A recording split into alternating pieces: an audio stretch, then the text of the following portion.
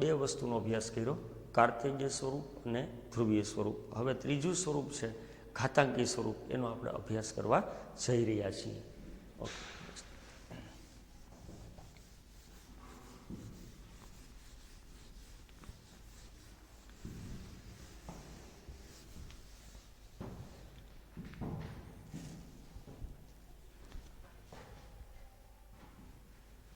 આની અંદર આકૃતિ યાદ રહેશે. ત્રીજું સ્વરૂપ છે ઘાતાંકીય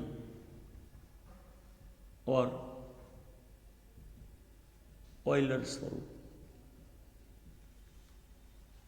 ઘાતાંકી સ્વરૂપ આપણે પહેલું સ્વરૂપ આ લખ્યું, z બરાબર x પ્લસ આઈ વાય. બીજું સ્વરૂપ z બરાબર r કાઉન્સમાં cos theta plus I sine theta લખ્યું. આ હતું કાર્તેજ્ય સ્વરૂપ, આ હતું ધ્રુવીય અથવા ત્રિકોણમિતિ સ્વરૂપ. હવે જો કોઈ સંકર સંખ્યા છે એને z બરાબર e raise to I theta અને r આ સ્વરૂપે લખી શકીએ તો આને ઘાતાંકી સ્વરૂપ કહેવાય. કહેવાનો અર્થ એ થશે કે e raise to I theta છે ને એને cos theta plus I sine theta કહેવાય. e રેસ ટુ આઈ થીટાને cos theta plus I sine theta કહેવાય. અને આ r છે અહીંયા કન્ટિન્યુ રહેશે. હવે e રેસ ટુ માઇનસ આઈ થીટા હોય અહીંયા કોઈ આપેલું તો આ કોસ થીટા માઇનસ આઈ સાઇન થીટા થઈ જશે. આ સ્વરૂપ છે એને આપણે ઘાતાંકી સ્વરૂપ અથવા યુલર સ્વરૂપ કહીએ છીએ. એટલે ત્રણ સ્વરૂપો આપણી પાસે આવી ગયું. એક કાર્તેજ્ય સ્વરૂપ છે, એક ધ્રુવીય છે અને ત્રીજું R E raise to I theta આપણને આપેલું છે. અને આ છે ને એ ઘાતાંકી અથવા યુલર. હવે પછીનો મુદ્દો આપણે નેક્સ્ટ ટોપિકમાં જોઈશું. મિત્રો, આપણે સંકર સંખ્યાની પહેલાં બેઝિક ક્રિયાઓ જોઈ હતી, સમાનતા જોઈ હતી, આયોટા વિશે માહિતી મેળવી હતી અને સંકર સંખ્યાની હમણાં જ અભિવ્યક્તિઓ વિશે વાત કરી. સંકર સંખ્યાની કેટલી અભિવ્યક્તિઓ હોય? 3. કયા કયા સ્વરૂપ? તો કે કાર્તેજ્ય સ્વરૂપ, ધ્રુવીય સ્વરૂપ અને ઘાતાંકી સ્વરૂપ. ત્રણે ત્રણ. હવે આપણે ટૂંકમાં દાખલા ગણશું ત્યારે 3 સ્વરૂપો આપણી સામે આવશે. હવે એને ગુણધર્મો જે છે, વિવિધ ક્રિયાઓ છે, ઓપરેશન્સ છે કે ભાઈ કેટલા પ્રકારના ઓપરેશન્સ આવશે એના વિશે માહિતી મેળવવાનું છે. તો એની અંદર માનાંક વિધેય નામની એક વસ્તુ, અનુબદ્ધ સંકર સંખ્યા આવશે. માનાંક વિધેયના બાદમાં આવશે અનુબદ્ધ સંકર સંખ્યા. આ બધી પ્રોપર્ટી છે સંકર સંખ્યા, અનુબદ્ધ સંકર સંખ્યા. અનુબદ્ધ સંકર સંખ્યા કોને કહેવાય? સિમ્પલ એની ડેફિનેશન સમજી લ્યો કે જો કોઈ સંકર સંખ્યા z બરાબર x પ્લસ આઈ વાય હોય તો એની અનુબદ્ધ સંકર સંખ્યા z બાર બરાબર x માઇનસ આઈ વાય થાય. કહેવાનો અર્થ આ થાય કે જો કોઈ સંકર સંખ્યા છે એના કાલ્પનિક ભાગની નિશાની બદલાવી નાખવામાં આવે તો અનુબદ્ધ સંકર સંખ્યા થઈ જાય. z બરાબર x પ્લસ આઈ વાયની અનુબદ્ધ સંકર સંખ્યા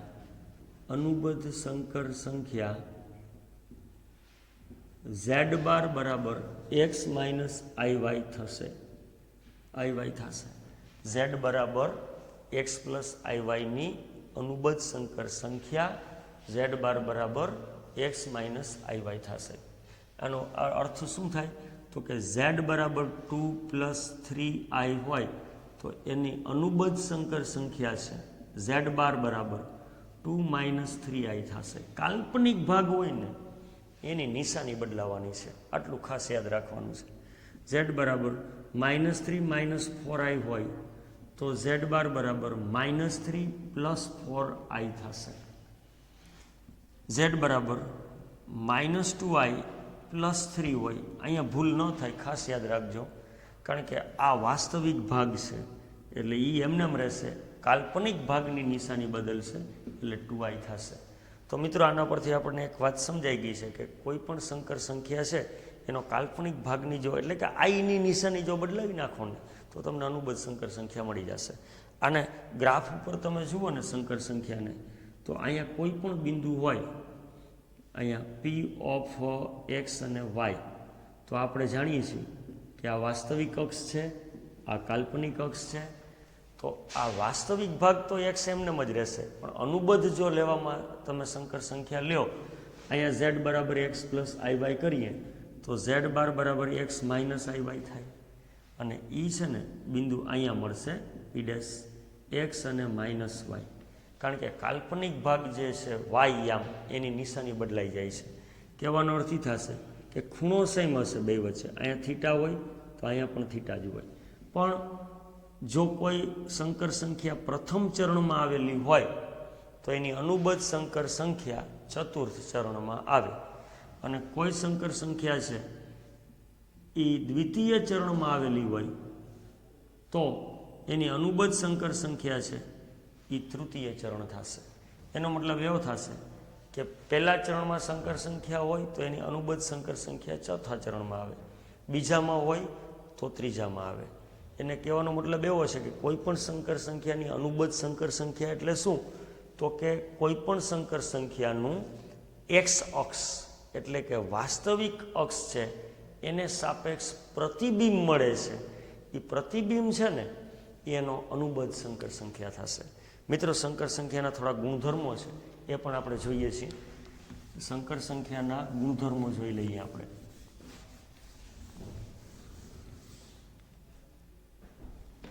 પહેલો ગુણધર્મ છે કે કોઈ સંકર સંખ્યા અને એની અનુબદ્ધ સંકર સંખ્યાનો સરવાળો કરો તો 2 રિયલ પાર્ટ ઓફ ઝેડ થશે. અને આપણે સંકર સંખ્યા એક્સ વાય વાળી લઈએ તો આપણને ખબર પડી જશે કે સંકર સંખ્યાનો રિયલ પાર્ટ એક્સ હતો એટલે અહીંયા 2x થશે. કેવી રીતે થાય, તો કે ખાલી જસ્ટ ઇમેજિન કરો 2 + 3i હોય ઝેડ બરાબર, તો ઝેડ બાર શું થાય, તો કે 2 - 3i. આ બેન સરવાળો કરો એનો કાલ્પનિક ભાગ દૂર થઈ જશે. વાસ્તવિક ભાગ 2 હતો તો 4 આવ્યો ને, તો 2a થાય, એટલે કે અહીંયા 2x લખ્યો છે આપણે. ઓકે, આમાં આગળ જોઈએ આપણે. બીજું, બે સંકર સંખ્યા છે એની જો બાદબાકી કરવામાં આવે બે સંકર સંખ્યાઓની તો શું થશે, તો કે ભાઈ બે સંકર સંખ્યાની બાદબાકી કરશો, એક સંકર સંખ્યા એની અનુબદ્ધ સંકર સંખ્યા એની બાદબાકી z બરાબર 2 + 3i, z બાર બરાબર 2 - 3i. હવે z - z બાર કરો તો 2 + 3i -2 + 3i થશે, અને આમાં વાસ્તવિક ભાગ ઉડી જશે એટલે 2 વખત કાલ્પનિક ભાગ આવશે. એટલે 2 imaginary part of z otherwise 2y. જે તમે કાલ્પનિક ભાગ હોય એની ડબલ કિંમત લઈ લ્યો તો આવી જશે. ત્રીજો એક ગુણધર્મ જોઈએ મિત્રો, z અને z બાર બે સરખા ક્યારે હોઈ શકે, તો કે ડિફરન્સ ક્યાં આવે છે z અને z બારમાં, તો કે વાસ્તવિક ભાગ કાલ્પનિક ભાગ જુદા જુદા હોય, વાસ્તવિક ભાગ તો સેમ જ હોય. તો બે સરખા ક્યારે થાય, તો કે હું એક સંકર સંખ્યા લખું છું 2 + 0i, અને આની અનુબદ્ધ શું થશે 2 - 0i. એનો અર્થ એ થશે કાલ્પનિક ભાગ જો શૂન્ય હોય ને તો આ કોઈ પણ સંકર સંખ્યા અને એની અનુબદ્ધ સંકર સંખ્યા છે એ છે બે સેમ થાય. એનો મતલબ આ સંખ્યાઓ છે ને બે એ શુદ્ધ વાસ્તવિક સંખ્યા છે. એટલે આનો અર્થ થશે z શુદ્ધ વાસ્તવિક સંખ્યા છે, શુદ્ધ વાસ્તવિક સંખ્યા છે z અને z બાર છે. હવે એક એના પછીનો ગુણધર્મ અગત્યનો છે, z બરાબર -z બાર હોય તો કે z એ શુદ્ધ કાલ્પનિક સંખ્યા થશે, કાલ્પનિક સંખ્યા છે. કારણ કે -z બાર કરવાથી વાસ્તવિક ભાગ ઉડી જશે, x અને -x, અને કાલ્પનિક ભાગ છે એ રહેશે. એનો અર્થ એ થશે વાસ્તવિક ભાગ 0 થઈ જશે, અને શુદ્ધ કાલ્પનિક સંખ્યા કહી શકાય. હવે એના પછીની ક્રિયા છે કે z1 ± z2, આનું આખાનું અનુબદ્ધ કિંમતો લ્યો, આખા સરવાળાને અનુબદ્ધ કરો તો z1 બાર ± z2 બાર એવું તમે કહી શકો. એના પછીનો ગુણધર્મ મિત્રો જોઈએ, z1 × z2 બાર ગુણાકાર હોય અને એની અનુબદ્ધ કરવી હોય તો કોઈ પણ બે સંખ્યાઓ છે એની અનુબદ્ધ કરી અને જો એનો ગુણાકાર કરો તો પણ આ બે સેમ થશે. એના પછી વધુ એક ગુણધર્મ જોઈએ, z1/z2 ઓલ બાર, અને આવું કરશું આપણે તો બે સંકર સંખ્યાનો અનુબદ્ધ લઈને ભાગાકાર કરો એના જેટલું થાય. આ બધી વસ્તુઓ છે એ સિમ્પલ છે, બેઝિક ક્રિયાઓ છે. એક z⁻n એની અનુબદ્ધ કરો ને તો z બાર કરીને એની અનુબદ્ધ કરી શકાય. આ ગુણધર્મ પણ અગત્યનો છે. તો મિત્રો આ હતા અનુબદ્ધ સંકર સંખ્યાઓના ગુણધર્મો. આપણે કેટલી વાત જોઈ આની અંદર, તો કે કોઈ પણ સંકર સંખ્યા આપેલી હોય એના કાલ્પનિક ભાગ બદલાવી નાખી એટલે તમને અનુબદ્ધ સંકર સંખ્યા મળી જાય છે. અને અનુબદ્ધ સંકર સંખ્યાનો ગ્રાફ પણ જોયો, એના ગુણધર્મો પણ જોયા, અને આ ગુણધર્મો છે મિત્રો દાખલા સોલ્વ કરવા માટે ખૂબ જ અગત્યના છે. આ વાત ખાસ ખ્યાલ રાખજો.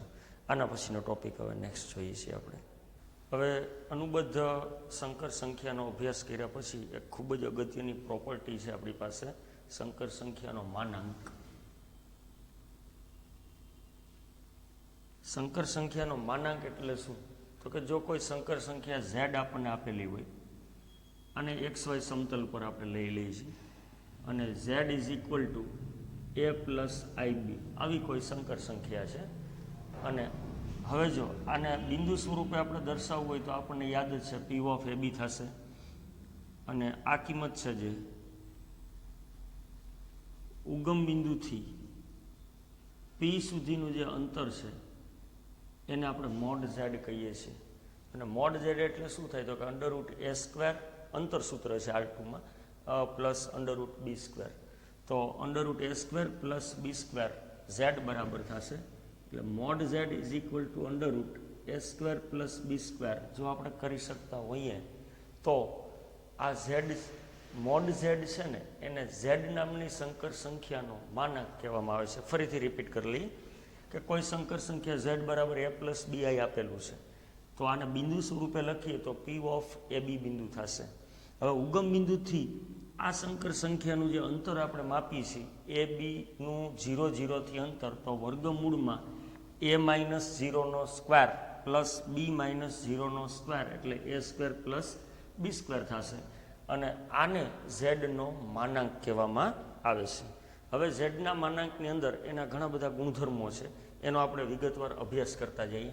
ધારો કે કોઈ સંકર સંખ્યા આપેલી હોય 3 - 4i આ સંકર સંખ્યા છે, મારે આનો માનાંક મેળવવો હોય તો વાસ્તવિક ભાગનો વર્ગ વત્તા કાલ્પનિક ભાગનો વર્ગ, તો અહીંયા થશે 9 + 16 વર્ગમૂળમાં 25, એટલે આનો જવાબ આવી જશે 5. આને આપણે સંકર સંખ્યાનો માનાંક મેળવવો કહેવાય. સિમ્પલ છે. આના આપણે વિવિધ ગુણધર્મોનો અભ્યાસ કરીએ છીએ. કે પહેલી વાત આ છે, આના ગુણધર્મોની અંદર ખૂબ જ અગત્યના છે આ ગુણધર્મો. પહેલું છે મોડ z છે ને is greater than or equal to 0 હોય હંમેશા. શું કામે? તો કે ઝેડનો માનાંક છે કારણ કે વર્ગમૂળ થઈને આવે છે જે આની કિંમત આવે છે, અને વર્ગમૂળ છે એ કોઈ દિવસ ઋણ હોવાનું નથી આની અંદરની કિંમત. એટલે કોઈ સંખ્યાનો માનાંક છે 0 હોય, અને 0 ન હોય તો 0થી મોટો હોય, ઋણ હોઈ શકે નહીં. બીજું, જો mode z is equal to 0 હોય તો z છે ને એ પોતે શૂન્ય સંકર સંખ્યા હોય જેનો વાસ્તવિક ભાગ એ 0 હોય અને કાલ્પનિક ભાગ પણ 0 હોય. ત્રીજું લઈએ આપણે કે રિયલ પાર્ટ ઓફ z છે, રિયલ પાર્ટ ઓફ z જે આપેલો છે આપણને, અને એના કરતાં મોડ ઝેડની કિંમત મોટી જ હોય અથવા એના જેટલી હોય, અને ઇમેજિનરી પાર્ટ છે એના કરતાં પણ મોડ ઝેડની કિંમત મોટી અથવા એના જેટલી હોય. શું કામે? તો કે રિયલ પાર્ટ છે આના કરતાં આ જો આ 0 હોય ને તો આ બે સેમ થશે, અને આ 0 હોય તો આ બે સેમ થશે. બાકી આ કોઈ પણ કિંમત હોય એનો માનાંક મેળવવાથી ઋણ તો રહેવાનું નથી. એટલે રિયલ પાર્ટ ઝેડ છે એના કરતાં આ ઝેડની કિંમત મોટી હોય છે. અને આની અંદર એક બીજી એક કિંમત છે માઇનસ મોડ ઝેડની અંદર રિયલ પાર્ટ ઓફ ઝેડ અને પ્લસ મોડ ઝેડ. આમ પણ લખી શકાય mod Z imaginary part of Z less than or equal to mod Z થશે. એટલે કે માનાંકની ઋણ કિંમત અને ધન કિંમતની વચ્ચે જ આનો રિયલ પાર્ટ અને ઇમેજિનરી પાર્ટ આવેલો હોય છે હંમેશા. આપણે એક ઉદાહરણ દ્વારા ચેક કરીએ છીએ કે ધારો કે અહીંયા એક સંકર સંખ્યા z બરાબર 3 - 4i લીધી, તો મોડ z આપણને ખબર છે એમાં મેળવેલું છે 5 આવશે. હવે મોડ z છે આનો કિંમત -5 થશે આ નિયમ પ્રમાણે. અહીંયા આનો રિયલ પાર્ટ કેટલા છે? 3 થશે, અને આનો જે રિયલ પાર્ટ છે એ 5 થશે. મોડ z છે એટલે -5 ને 5 ની વચ્ચે 3 આવેલા હોય, હંમેશા સત્ય રહેશે આ. પછી આની અંદર ઇમેજિનરી પાર્ટ હોય -5, આનો ઇમેજિનરી પાર્ટ છે કેટલો છે? તો કે -4 છે, અને અહીંયા 5 આવશે. આની વચ્ચે જ આ કિંમત આવશે, એટલે હંમેશા આ સત્ય રહે છે. વધુ આપણે હજી થોડાક ઉદાહરણો જોઈ લઈએ આના ગુણધર્મો. સંકર સંખ્યાના માનાંકના.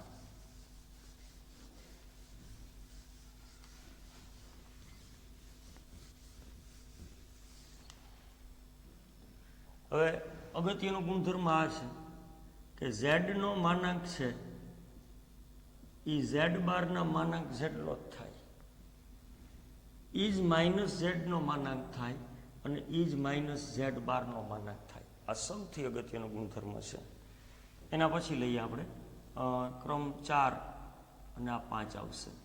આની અંદર ઝેડ અને ઝેડ બાર લઈએ તો મોડ ઝેડનો સ્ક્વેર થશે. આ સૌથી વધુ દાખલામાં ઉપયોગમાં આવતા બે ગુણધર્મો છે. આનો વારંવાર આપણે અભ્યાસ કરવો જોશે. અહીંયા Z1 ઇન્ટુ Z2 હોય તો એનો અલગ માનાંક લખી અને જો એનો ગુણાકાર કરવામાં આવે તો પણ કોઈ પ્રોબ્લેમ નથી. અહીંયા ભાગાકારમાં પણ Z1 અપોન Z2 હોય તો mode of Z1 upon mode of Z2 કહીએ તો કોઈ પ્રોબ્લેમ નથી. આની અંદર Z1 પ્લસ Z2 હોય less than or equal to mod of Z1 plus mod of Z2 થશે. બેને ઇન્ડિવિજ્યુઅલ જો માનાંક લેવામાં આવે બેના તો એની કિંમત આનાથી વધારે અથવા એના જેટલી હોય છે. ઓકે, Z1 માઇનસ Z2 કરીએ તો Z1 માઇનસ Z2 આની અંદર પ્લસમાં greater than or equal to આવશે, જ્યારે માઇનસમાં છે એ કિંમત નાની થશે બેની બાદબાકીવાળી.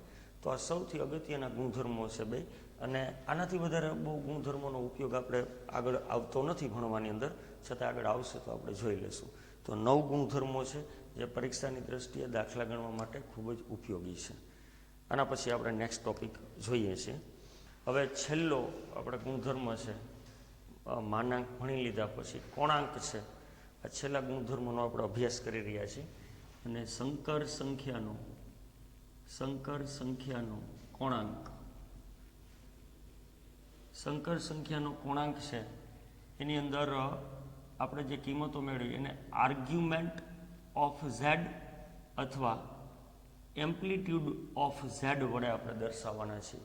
આર્ગ્યુમેન્ટ ઝેડ અથવા એમ્પ્લિટ્યુડ ઓફ ઝેડ. આની વ્યાખ્યા આપણી ધારો કે ઝેડ એ Z is equal to X plus I Y કોઈ સંકર સંખ્યા હોય અને theta is equal to tan inverse Y upon X લઈએ તો આ થીટાને આર્ગ્યુમેન્ટ ઓફ ઝેડ કહેવામાં આવે છે. ફરીથી આપણે રિપીટ કરીએ. ધારો કે કોઈ ઝેડ સંકર સંખ્યા છે અને એક્સ પ્લસ આઈ વાય આપેલી છે. આ કોઈ સંકર સંખ્યા આપેલી હોય તો આનો આર્ગ્યુમેન્ટ એટલે કોણાંક એટલે શું? તો કે કોણાંક એટલે થીટા ખૂણો એક્સ અક્ષની ધન દિશા સાથે જે બને છે એને જ આપણે કોણાંક કહીએ છીએ. અને કોણાંક એટલે શું? તો કે theta is equal to tan inverse Y upon X થશે. બરાબર, આ એની સિમ્પલ વ્યાખ્યા છે અને આ દરેક માટે લાગુ પડી શકાય છે. હવે મુખ્ય કોણાંક જે છે ને, મુખ્ય કોણાંક આની અંદર એક્સ બરાબર આર કોસ થીટા અને વાય બરાબર આર સાઇન થીટા લઈએ છીએ આપણે. એક્સ બરાબર આર કોસ થીટા, વાય બરાબર આર સાઇન થીટા. આની અંદર થીટા છે ને માઇનસ પાઈ અને પાઈ, આ વિવૃત સંવૃત અંતરાલ માઇનસ પાઈથી પાઈ છે. આ પ્રકારનો થીટા હોય તો આનો મુખ્ય કોણાંક મેળવવા આની અંદર આપણે પહેલાં એક્સ બરાબર આર કોસ થીટા લેશું, વાય બરાબર આર સાઇન થીટા, અને થીટા કેવો હોવો જોઈએ? તો કે માઇનસ પાઈ અને પાઈની વચ્ચે. જો આવો પ્રકારનો થીટા હોય તો આ થીટાને મુખ્ય કોણાંક કહેવાય. થીટાને મુખ્ય કોણાંક કહેવાય. અને આ મુખ્ય કોણાંક છે ને એના ચારેય ચરણ પ્રમાણે અલગ અલગ મૂલ્ય હોય છે. આપણે જોઈ લઈએ છીએ. ધારો કે કોઈ એક સંકર સંખ્યા આપણને આપેલી છે z બરાબર a પ્લસ IB. હવે અહીંયા છે ને P ઓફ AB બિંદુ હશે અને આપ જાણો છો કે a ગ્રેટર ધેન 0 હોય અને b પણ ગ્રેટર ધેન 0 હોય. આ થીટા હશે. તો આની અંદર જે મુખ્ય કોણાંક મળે છે એની કિંમત પ્રથમ ચરણમાં માત્ર થીટા મળશે, માત્ર અને માત્ર થીટા. દ્વિતીય ચરણમાં જો આ લેશો તમે, અહીંયા થીટા થશે. અહીંયા P ઓફ જે બિંદુ આપેલું હશે માઇનસ AB હશે, કારણ કે બીજા ચરણમાં a ઋણ હશે અને b ધન હશે. આવી રીતે આપેલો હોય તો અહીંયા થીટા છે ને એની વેલ્યુ બીજા ચરણમાં પાઈ માઇનસ થીટા થશે. આ આપણે યાદ રાખશો, થીટા પાઈ માઇનસ થીટા. અહીંથી ઓપોઝિટ હશે. અહીંયા તમે જાશો ખૂણો તો થીટા જ બનશે, આર્ગ્યુમેન્ટ તો જ રહેશે. આપણે જે મેળવી છે ગણતરીમાં આ એક્સ બરાબર આર કોસ થીટા અને વાય બરાબર આર સાઇન થીટા દ્વારા, તો અહીંયા થીટા જ બનશે. પરંતુ અહીંયા જે બિંદુ આવશે એ એક્સયામાંનો ધન આવશે અને વાયયામ ઋણ આવશે. અને થીટાની અંદર અહીંયા એ ગ્રેટર ધેન 0, બી લેસ ધેન 0 આવશે. તો આનો આર્ગ્યુમેન્ટ થીટા હોય તો આની અંદર એની ઇમેજ છે. એટલે અહીંયા જે આર્ગ્યુમેન્ટ લેવાનો થશે એ તમારે માઇનસ થીટા થશે. ચરણ નક્કી કરવાનું કેવી રીતે થશે તો કે કોસ થીટા અને સાઇન થીટાની કિંમતો પરથી. અને ચરણ નક્કી થાય પછી પ્રથમ ચરણમાં હોય તો થીટા જે મળેલો છે એ જ એનો મુખ્ય કોણાંક થશે. દ્વિતીય ચરણમાં આવેલો હોય આ કોસ અને સાઇનની કિંમતો પરથી નક્કી થઈ જશે ચરણ કે કયું ચરણ છે. દ્વિતીય ચરણમાં હોય તો એને પાઈ માઇનસ કરી અને થીટા બાદ કરવાનો. અને તૃતીય ચરણમાં હોય તો આનું ઓપોઝિટ થશે. આની અંદર જે બિંદુ આવેલા છે માઇનસ એ અને માઇનસ બી થશે. તો અહીંયા એ પણ લેસ ધેન 0 છે, બી પણ લેસ ધેન 0 છે. અને આની અંદર જે અહીંયા આપેલું છે બીજા ચરણમાં આનું ઓપોઝિટ થશે, માઇનસ કાઉન્સમાં પાઈ માઇનસ થીટા થશે. અધરવાઇઝ થીટા માઇનસ પાઈ કરો કોઈ પ્રોબ્લેમ નથી. ફરીથી રિપીટ કરીએ, પ્રથમ ચરણમાં જો થીટા આવેલો હોય તો એ થીટા ક્યાંથી મળે છે બરાબર સમજો. એક્સ બરાબર આર કોસ થીટા અને વાય બરાબર આર સાઇન થીટા પરથી. અને થીટા માઇનસ પાઈ વિવૃતથી પાઈ સંવૃતમાં હોય તો જ આને મુખ્ય કોણાંક કહી શકાય છે. હવે જો પ્રથમ ચરણમાં કોસ અને સાઇન પરથી આપણને ખબર પડી જશે તો એનો કોણાંક માત્ર તમે મેળવેલો થીટા જ હશે. જો દ્વિતીય ચરણમાં આવતું હોય કોસ અને સાઇનના સંકેતો પરથી તો પાઈ અને તમે મેળવેલો થીટા એની બાદબાકી કરવી જોઈએ. તૃતીય ચરણમાં હશે તો જે પાઈ માઇનસ થીટા બીજા ચરણમાં મળ્યું હોય એનું વિરોધી કરવું પડશે, માઇનસ પાઈ પ્લસ થીટા થશે. અને ચતુર્થ ચરણ હોય તો પહેલાંની ઇમેજ થશે અને માઇનસ થીટા લખવો પડે. તો આ 4 ચરણ પ્રમાણે મુખ્ય કોણાંકો મેળવવાના હોય છે. વધુ આપણે થોડાક મુખ્ય કોણાંકોનો વિગતવાર અભ્યાસ કરવો હોય તો થોડાક આપણે ડિટેલમાં જઈ રહ્યા છીએ. આગળ વધીએ. અહીંયા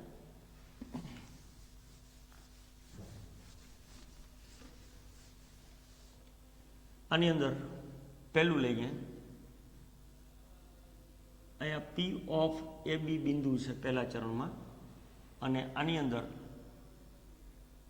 અંદર એ ગ્રેટર ધેન 0 છે, બી ગ્રેટર ધેન 0 છે. પ્રથમ ચરણ થઈ જશે અને argument of Z is equal to theta થશે. Argument of Z is equal to theta થશે. બીજી એક આકૃતિ જોઈએ આપણે. અહીંયા એક્સ અને વાય ઉગમ બિંદુ, આ વાસ્તવિક અક્ષ છે, આ કાલ્પનિક અક્ષ છે. હવે આ પી બિંદુ છે, ધારો કે વાય અક્ષ પર આવી જાય છે, વાય અક્ષ પર. તો આ પ્રકારની જો આકૃતિ હોય આપણી પાસે તો આની સ્થિતિ શું થશે તો કે ભાઈ અહીંયા જોઈએ તો અહીંયા વાય અક્ષ પર બિંદુ હોય તો એનો એક્સિયામ 0 હોય એટલે એ 0 હશે. અને આ વાય અક્ષની ધન દિશા છે એટલે બી ગ્રેટર ધેન 0 થશે. આની પ્રિન્સિપલ વેલ્યુ એટલે મુખ્ય કોણાંક એમ કહી શકાય argument of Z is equal two, અહીંયા એકમ વર્તુળ મગજમાં યાદ કરો તો પાઈ બાય 2 આવશે. તો અહીંયા પાઈ બાય 2 થશે. ત્રીજું લઈએ, આની અંદર એક્સ, અહીંયા વાય, આ બિંદુ અહીંયા આવેલું છે પી ઓફ એ બી બિંદુ. અને આ બિંદુ છે દ્વિતીય ચરણમાં છે. દ્વિતીય ચરણમાં છે ને એ ઋણ હશે અને બી હશે ધન. તો આપણે ઓલા નિયમ પ્રમાણે જાણીએ છીએ કે આર્ગ્યુમેન્ટ ઓફ ઝેડ છે જે આપણને મળે છે એ થશે પાઈ માઇનસ થીટા. હજી આગળ વધી 4, અહીંયા એક્સ, અહીંયા વાય અને અહીંયા આવેલું હશે બિંદુ એક્સ અક્ષની ઋણ દિશા તરફ. અહીંયા પી ઓફ એ બી હોય તો આપણે જોઈ શકીએ છીએ કે એક્સ અક્ષ પર બિંદુ હોય તો વાય આમ 0 હોય, વાય બી છે અહીંયા અને એ પોતે છે એ ઋણ છે. તો આ આવેલું હોય ત્યારે આપણે જોઈ શકીએ કે અહીંયા કઈ કિંમત આવશે, પાઈ બાય 2 પછી શું આવશે, પાઈ આવશે. એટલે આર્ગ્યુમેન્ટ ઓફ ઝેડ છે એ પાઈ થશે. Argument of Z is equal to pi થશે. ઓકે, પણ આપણે પાઈ માઇનસ પાઈથી પાઈ, ઓકે, પાઈ લઈ શકશું આપણે, રાઈટ. આગળ વધીએ છીએ 5 નંબરનો મુદ્દા પર.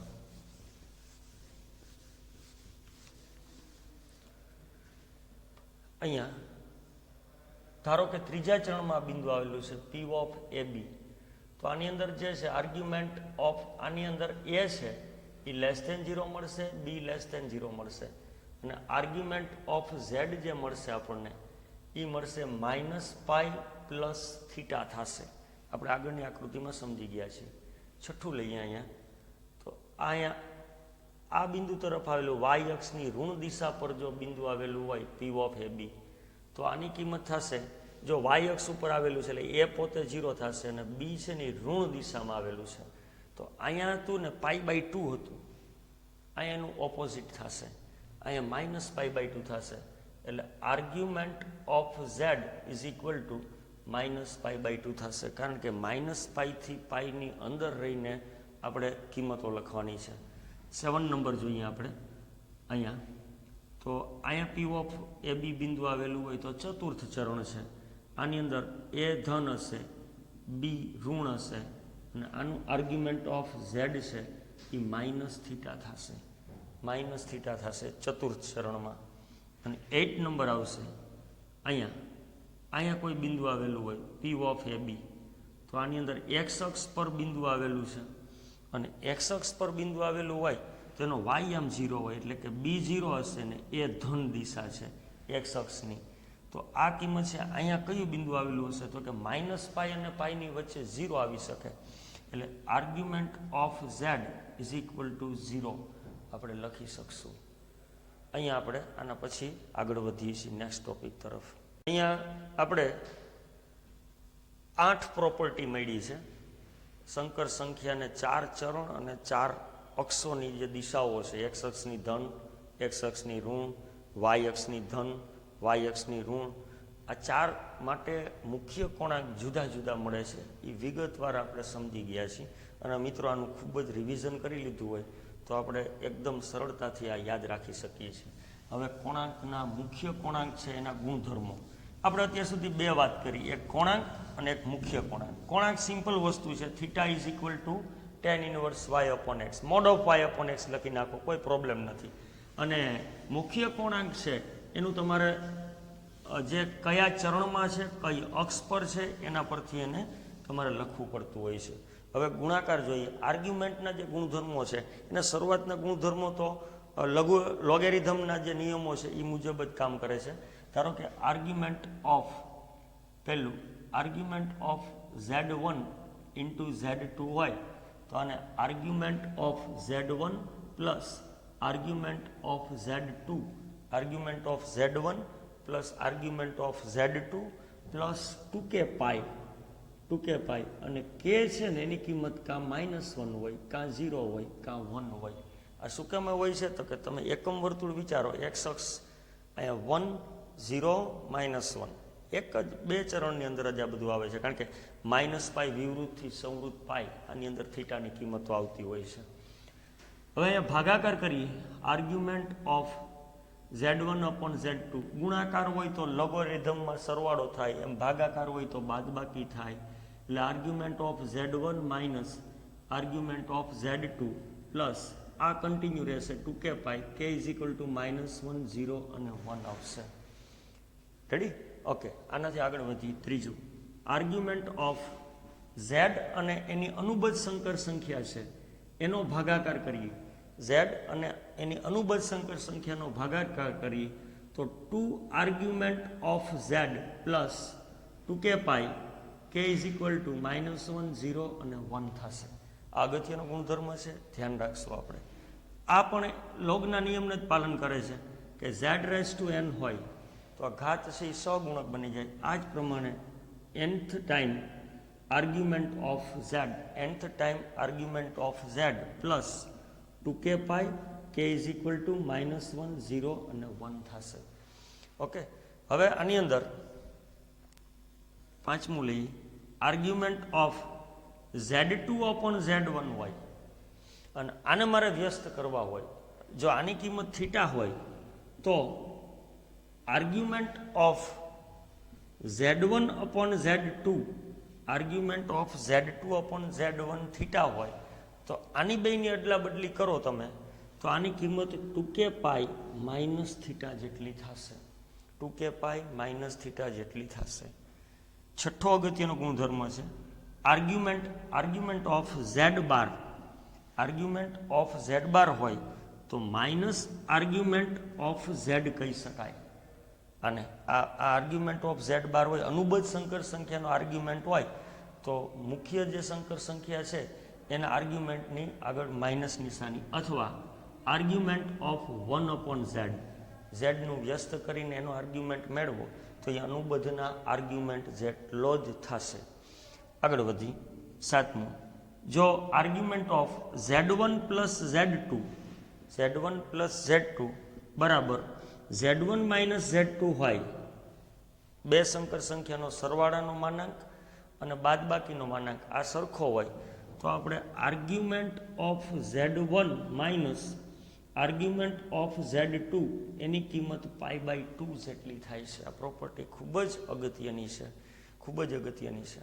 અને આના પછી એક હજી અહીંયા ભણી લઈએ છીએ આપણે કે આર્ગ્યુમેન્ટ ઓફ z1 વત્તા z2 બરાબર argument of z1 argument of z2 થાય તો આર્ગ્યુમેન્ટ ઓફ z1 બરાબર આર્ગ્યુમેન્ટ ઓફ z2 થશે. આનો મિત્રો ઘણી જગ્યાએ આ દાખલાનો ઉપયોગ આવે છે, આ પ્રોપર્ટીનો. એટલે ખૂબ જ અગત્યની છે કે બે સંકર સંખ્યાના સરવાળાનો માનાંક એ બે સંકર સંખ્યાના માનાંકના સરવાળા જેટલો થાય તો બંને સંકર સંખ્યાઓના આર્ગ્યુમેન્ટ છે એની કિંમત સમાન. અહીંયા નવમો ગુણધર્મ છે, અને નવમો ગુણધર્મ આર્ગ્યુમેન્ટ ઓફ ઝેડ બરાબર 0 હોય. આર્ગ્યુમેન્ટ ઓફ તો ઝેડ એ શુદ્ધ વાસ્તવિક અને ધન છે તેમ કહી શકાય. ઝેડ એ શુદ્ધ વાસ્તવિક અને ધન છે તેમ કહી શકાય. 10મું, આર્ગ્યુમેન્ટ ઓફ ઝેડ બરાબર પાઈ હોય તો ઝેડ એ શુદ્ધ વાસ્તવિક અને ઋણ છે તેવું આપણે અનુમાન કરી શકીએ છીએ, તેવું લખી શકીએ છીએ.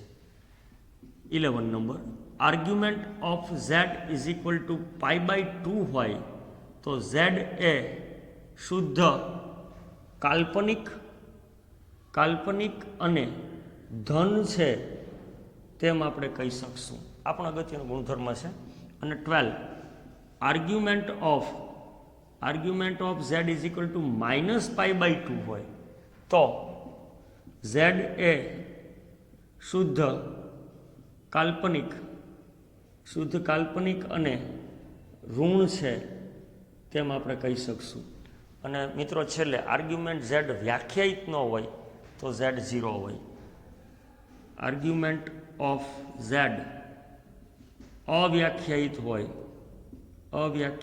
હોય તો ઝેડ સંકર સંખ્યા છે પોતે શૂન્ય સંકર સંખ્યા કહેવાય. આ કોણાંકના મુખ્ય ગુણધર્મો હતા.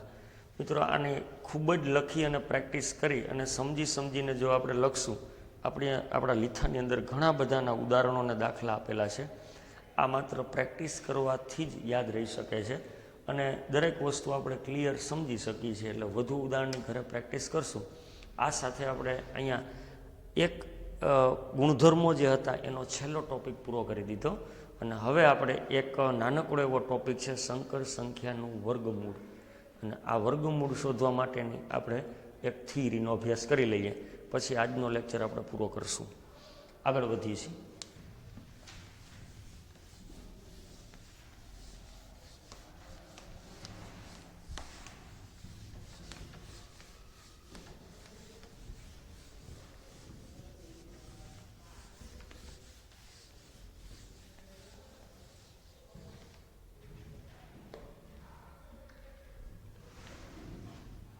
ઝેડ બરાબર x પ્લસ IY કોઈ સંકર સંખ્યા આપેલી હોય અને તમારા વર્ગમૂળ જોઈએ છે તો શું કરી શકાય? તો કે એનું એક સિમ્પલ સૂત્ર છે. આપણે વર્ગમૂળની બહુ ડિટેલમાં થિયરીનો અભ્યાસ કરવા કરતાં અહીંયા y ગ્રેટર ધેન 0 છે કે y લેસ ધેન 0 છે આના પર આ ડિપેન્ડ રહેશે. અને જો આવી રીતે આપેલું હોય તો વર્ગમૂળ મેળવવાનું સૂત્ર વર્ગમૂળ બરાબર ± mod z plus x/2 plus I mode Z -x/2 સૂત્ર દ્વારા વર્ગમૂળ મેળવી શકાય છે. અને બીજું, જો y<0 હોય તો આ જ ફોર્મ્યુલા